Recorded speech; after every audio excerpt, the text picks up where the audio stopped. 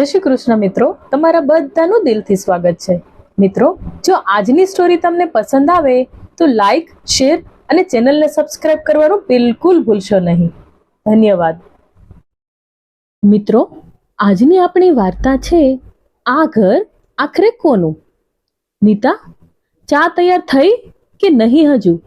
હોલમાંથી ઊંચા અવાજે કુમુદબેન બોલ્યા. રસોડામાં ઉભેલી નીતાએ તરત જવાબ આપ્યો, હા મમ્મીજી, હમણાં લાવી. થોડી જ પળોમાં તે ટ્રેમાં 3 કપ ચા લઈને ડ્રોઈંગ રૂમમાં પહોંચી. ત્યાં કુમુદબેન, તેમનો દીકરો અમિત અને તેમની નવી પત્ની પૂજા બેઠા હતા. પૂજાએ આ ઘરમાં આવ્યા હજુ ફક્ત 2 મહિના જ થયા હતા, પરંતુ છેલ્લા થોડા દિવસોથી ઘરના વાતાવરણમાં કંઈક અજાણી કડવાશ આવી ગઈ હતી. કુમુદબેને ચાનો કપ હાથમાં લેતા કહ્યું, જો નીતા, હવે ઘરમાં માણસો વધી ગયા છે, ખર્ચ પણ વધશે અને જવાબદારીઓ પણ. નીતાએ હળવું સ્મિત કરતા કહ્યું, હા મમ્મીજી, બધું સંભાળી લઈશ. એટલું કહીને તે પછી રસોડા તરફ વળવા લાગી, પણ કુમુદબેને તરત જ રોકી દીધી. ઊભી રહેજે, વાત હજી પૂરી નથી થઈ. નીતા ત્યાં જ શાંત ઊભી રહી ગઈ. કુમુદબેને ધીમેથી ચાનો ઘૂંટડો લીધો અને કહ્યું, આજે સાંજે બધાની સાથે બેસીને એક મહત્વની વાત કરવી છે, તું પણ ત્યાં જ રહેજે. નીતાએ બસ માથું હલાવી દીધું. આખો દિવસ રોજની જેમ કામમાં પસાર થતો રહ્યો. રસોઈ, કપડાં, સફાઈ અને વચ્ચે તે પોતાના મોબાઈલમાં ઓફિસના મેસેજ પણ જોઈ લેતી હતી. કારણ કે ઘરના કામની સાથે નીતા એક પ્રાઇવેટ કંપનીમાં નોકરી કરતી હતી અને સાચું કહીએ તો તેના પગારથી જ આ ઘર સારી રીતે ચાલતું હતું. પરંતુ આ વાતનો ઉલ્લેખ ઘરમાં કોઈ ક્યારેય કરતું નહોતું. સાંજના આશરે 8 વાગ્યા હશે. બધા ફરીથી ડ્રોઈંગ રૂમમાં બેઠા હતા. વાતાવરણ થોડું ભારે લાગતું હતું. કુમુદબેને સીધી વાત શરૂ કરી, જો નીતા, હવે અમિતના લગ્ન થઈ ગયા છે, ખર્ચો વધી ગયો છે, એટલે આજથી ઘરમાં એક નવો નિયમ રહેશે. નીતા ચૂપચાપ સાંભળતી રહી. કુમુદબેને આગળ બોલ્યા, આજથી તારો આખો પગાર મારા હાથમાં આવશે. એક ક્ષણ માટે આખું ઘર શાંત થઈ ગયું. નીતાને જાણે પોતાના કાન પર વિશ્વાસ જ ન આવ્યો. તેણે ધીરેથી પૂછ્યું, આખો પગાર? કુમુદબેન કડક અવાજમાં બોલ્યા, હા, આખો પગાર. આ ઘરમાં રહેવું હોય તો કમાણી પર ઘરના વડીલોના હાથમાં જ આપવી જોઈએ. સાથે બેઠેલી પૂજાએ પણ ધીમેથી કહ્યું, મમ્મીજી સાચું જ કહી રહ્યા છે ભાભી. ઘર બધાનું છે તો જવાબદારી પણ બધાની હોવી જોઈએ. નીતાએ તેની સામે જોયું, પરંતુ કંઈ બોલી નહીં. તેને સ્પષ્ટ સમજાઈ ગયું કે આ વાત અચાનક નથી આવી. છેલ્લા ઘણા દિવસોથી અંદરખાને કંઈક ચાલી રહ્યું હતું. નીતાએ શાંત અવાજમાં કહ્યું, મમ્મીજી, હું પહેલેથી જ ઘરમાં ખર્ચ કરું છું, પરંતુ આખો પગાર આપવો થોડો મુશ્કેલ છે. કુમુદબેનનો ચહેરો કડક બની ગયો. મુશ્કેલ કેમ? જ્યારે તું આ ઘરમાં રહે છે તો કમાણી પણ ઘરની જ ગણાય. નીતાએ ધીમેથી કહ્યું, મારી પોતાની પણ કેટલીક જવાબદારીઓ છે. કઈ જવાબદારીઓ? કુમુદબેન તરત જ બોલ્યા, અહીં રહેવાનો ખર્ચ ઓછો છે શું? નીતા ચૂપ થઈ ગઈ. તેણે 3 વર્ષ પહેલાની વાત યાદ આવી, જ્યારે આ ઘર પર લોનનો મોટો બોજ આવી ગયો હતો. બેંકવાળા રોજ ફોન કરતા અને ત્યારે આ ઘરને બચાવવા માટે દર મહિને EMI કોણ ભરતી હતી? નીતા. પણ તે સમયે કોઈએ એમ નહોતું કહ્યું કે વહુ ઘર બચાવી રહી છે. કુમુદબેન ફરી કડક અવાજમાં બોલ્યા, જો નીતા, સીધી વાત છે. આ ઘરમાં રહેવું હોય તો આખો પગાર મારા હાથમાં આપવો પડશે. આ વખતે નીતાએ પહેલી વાર થોડા મજબૂત અવાજમાં કહ્યું, અને જો ના આપું તો? કુમુદબેને 1 સેકન્ડ પણ વિચાર્યું નહીં, સીધો જવાબ આપ્યો, તો આ ઘરમાં રહેવાનો તારો કોઈ હક નથી. રૂમમાં ફરીથી સન્નાટો છવાઈ ગયો. અમિત ધીમેથી બોલ્યો, મમ્મી, આટલી મોટી વાત ન કરો. પરંતુ કુમુદબેન ગુસ્સામાં બોલ્યા, હું બિલકુલ સાચું કહી રહી છું. વહુને તેની હદ ખબર હોવી જોઈએ. આ શબ્દો સાંભળીને નીતા થોડા સેકન્ડ સુધી શાંત રહી. પછી ધીમેથી બોલી, ઠીક છે મમ્મીજી, કાલે સવારે વાત કરીએ. પૂજા હળવા હાસ્ય સાથે બોલી, વાત શું કરવાની ભાભી, હવે તો નિર્ણય થઈ ગયો. પરંતુ નીતાએ કોઈ જવાબ ન આપ્યો. તે ચૂપચાપ પોતાના રૂમમાં જતી રહી. રૂમનો દરવાજો બંધ કરીને તે થોડા સમય સુધી નિશબ્દ ઊભી રહી. પછી તેણે કબાટ ખોલ્યું અને અંદરથી એક જૂની ફાઇલ બહાર કાઢી. તે ફાઇલમાં કેટલાક એવા કાગળો હતા જેના વિશે આ ઘરમાં ભાગ્યે જ કોઈ જાણતું હતું. નીતાએ ફાઇલ હાથમાં લીધી. ધીમેથી કહ્યું, કાલે સવારે બધું સ્પષ્ટ થઈ જશે. તેના અવાજમાં હવે ડર નહોતો, પરંતુ એક અજીબ શાંતિ હતી, કારણ કે તેને ખબર હતી કાલે સવારે આ ઘરની આખી વાર્તા બદલાઈ જવાની છે. આખી રાત નીતાને ઊંઘ ન આવી. રૂમમાં અંધારું હતું, પણ તેના મનમાં વિચારોનો તોફાન ચાલતો હતો. જો આ ઘરમાં રહેવું હોય તો આખો પગાર આપવો પડશે. કુમુદબેનની એ વાત વારંવાર તેના કાનમાં ગૂંજતી રહી. તે છત તરફ જોઈને વિચારવા લાગી, 8 વર્ષમાં તેણે આ ઘર માટે શું શું નથી કર્યું, પણ આજે પહેલી વાર તેને લાગ્યું જાણે આ ઘરમાં તે પોતાની નહીં, કોઈ પારકી હોય. સવાર 5 વાગ્યે તે ઉઠી ગઈ. ઘરમાં હજુ બધા સૂતા હતા. તે ધીમેથી કબાટ પાસે ગઈ. ફરીથી એ જ ફાઇલ હાથમાં લીધી અને 3 વર્ષ પહેલાની બધી વાતો આંખ સામે ફરી વળી. જ્યારે બેંકવાળા દરરોજ ફોન કરતા હતા, જ્યારે લોનના હપ્તા અટકી ગયા હતા અને જ્યારે આખું પરિવાર ચિંતામાં ડૂબેલું હતું, ત્યારે સસરાએ તેને કહ્યું હતું, નીતા, જો તું મદદ કરી શકે તો આ ઘર બચી જશે. અને ત્યારથી દર મહિને પોતાના પગારમાંથી મોટી રકમ EMIમાં જતી હતી. પણ આજે એ જ ઘરમાં તેની કમાણી પર સવાલ ઉઠાવવામાં આવી રહ્યો હતો. થોડી વાર પછી ઘરમાં ફરી હલચલ શરૂ થઈ. કુમુદબેન આંગણામાં આવ્યા અને બોલ્યા, નીતા, ચા તૈયાર છે કે નહીં? હા મમ્મીજી, હમણાં લાવી. થોડી જ મિનિટમાં ચાની ટ્રે ફરીથી ડ્રોઈંગ રૂમમાં આવી. આજે વાતાવરણ થોડું અલગ હતું, જાણે બધાને એ જ વાતની રાહ હતી જે ગઈકાલે અધૂરી રહી ગઈ હતી. કુમુદબેન સીધો પ્રશ્ન કરે છે, તો નીતા, શું વિચાર્યું? નીતાએ શાંતિથી પૂછ્યું, કયા વિષયમાં મમ્મીજી?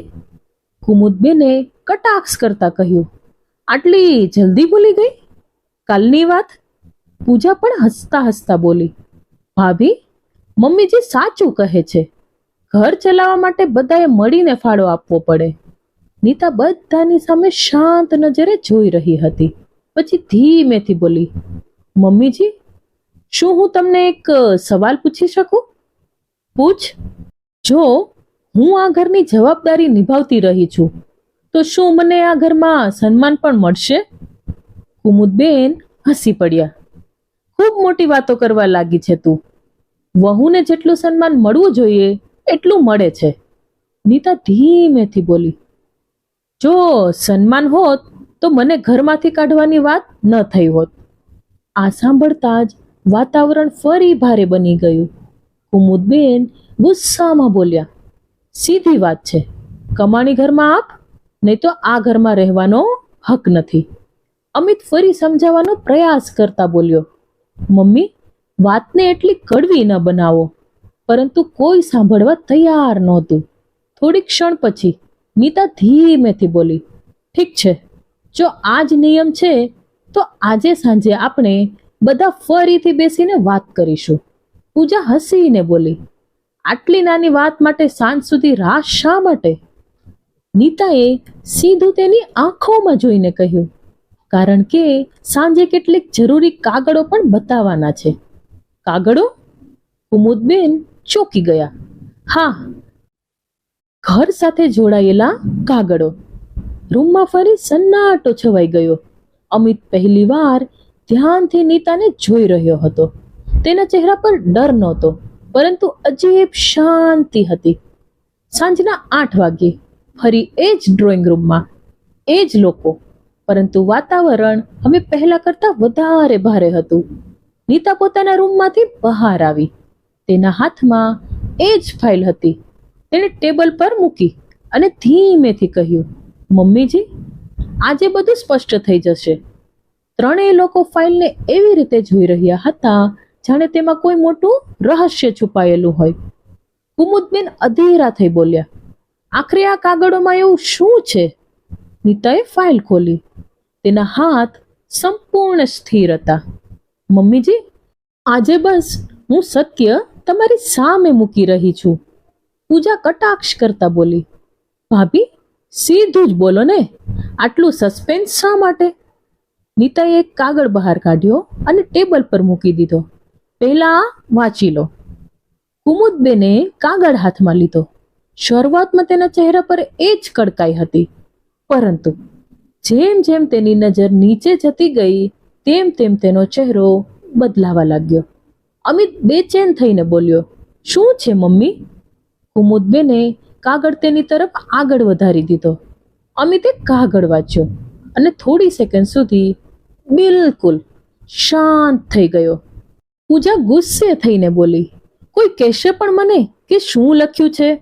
અને ત્યારે નીતાએ પહેલીવાર ખૂબ જ મજબૂત અવાજમાં કહ્યું, આમાં લખ્યું છે કે આ ઘર હવે મારા નામે છે. જાણે આખો રૂમ એક ક્ષણ માટે જામી ગયો. શું? પૂજા લગભગ બૂમ પાડી ઉઠી. કુમુદબેન ગુસ્સામાં બોલ્યા, આ જુઠ્ઠું છે. આ ઘર અમારા પરિવારનું છે. નીતા શાંત અવાજમાં બોલી, હતું મમ્મીજી, હવે નથી. અમિત આશ્ચર્યથી બોલી ઉઠ્યો, ભાભી, આ કેવી રીતે શક્ય છે? નીતાએ ઊંડો શ્વાસ લીધો. 3 વર્ષ પહેલા જ્યારે બેંકવાળા રોજ ફોન કરતા હતા, જ્યારે લોનના હપ્તા બંધ થઈ ગયા હતા, ત્યારે પપ્પાજીએ મારી સાથે વાત કરી હતી. તો શું થયું? કુમુદબેન ગુસ્સેથી બોલ્યા, ત્યારે મેં કહ્યું હતું કે હું EMI ભરીશ. અમિત તરત બોલ્યો, પણ ભાભી, EMI તો આપણે બધા મળીને ભરતા હતા ને? નીતા હળવું સ્મિત કરતા બોલી, જો બધા મળીને ભરતા હતા તો બેંકની દરેક રસીદમાં ફક્ત મારું જ નામ કેમ છે? રૂમમાં ફરીથી શાંતિ છવાઈ ગઈ. નીતાએ ફાઇલમાંથી બીજી રસીદો બહાર કાઢી. આ છેલ્લા 3 વર્ષની EMI ની તમામ રસીદો છે. દર મહિને મારા પગારમાંથી કપાઈ ગઈ છે. પૂજા ફરી બોલી, તો એનાથી શું ફરક પડે? ઘર તો પરિવારનું જ હોય. નીતાએ તેની સામે જોઈને કહ્યું, ફરક પડે છે પૂજા, કારણ કે એ જ સમયે પપ્પાજીએ આ ઘર મારા નામે ટ્રાન્સફર કરી દીધું હતું. કુમુદબેન ગુસ્સાથી ધ્રુજી ઉઠ્યા, અમને જ અમારા ઘરમાંથી કાઢવાની તૈયારી કરી લીધી તે? નીતા ધીમેથી બોલી, મેં કોઈ ચાલ નથી ચાલી મમ્મીજી, બસ ઘર બચાવ્યું હતું. થોડી ક્ષણ સુધી કોઈ કંઈ બોલ્યું નહીં. પછી કુમુદબેન ગુસ્સામાં બોલ્યા, ઠીક છે, જો ઘર તારું છે તો અમને કાઢી મૂક. નીતાએ તેમની તરફ જોયું. તેની આંખોમાં હવે ડર નહોતો, પરંતુ વર્ષોનું દુઃખ ચોક્કસ હતું. મમ્મીજી, કોઈને કાઢવાનો મારો ઈરાદો ક્યારેય નહોતો.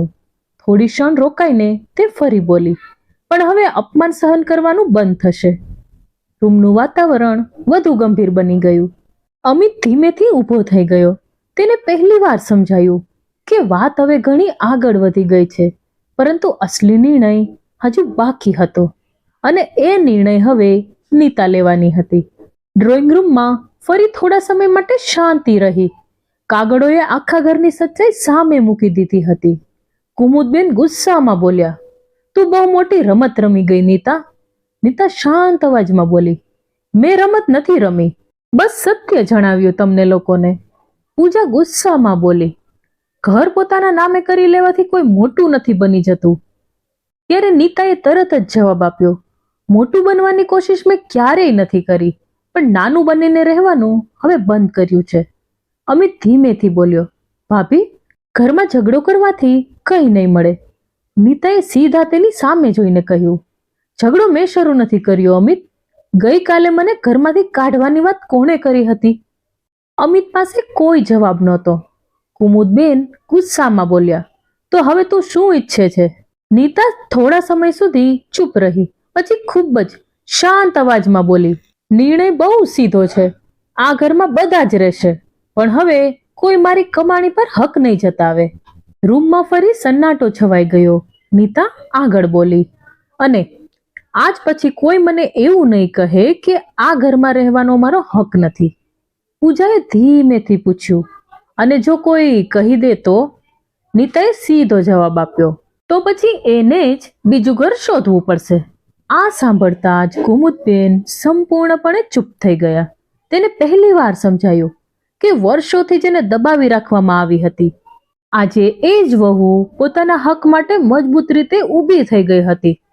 થોડી વાર પછી અમિત ધીમેથી બોલ્યો, ભાભી, આપણે બધા અહીં જ રહીશું, કોઈએ ક્યાંય જવાની જરૂર નથી. નીતાએ ધીમેથી કહ્યું, મારે પણ એ જ જોઈએ છે, બસ સન્માન સાથે. અને એ દિવસ પછી ઘરમાં બધું બદલાઈ ગયું. હવે કોઈ નીતાની કમાણીનો હિસાબ પૂછતું નહોતું.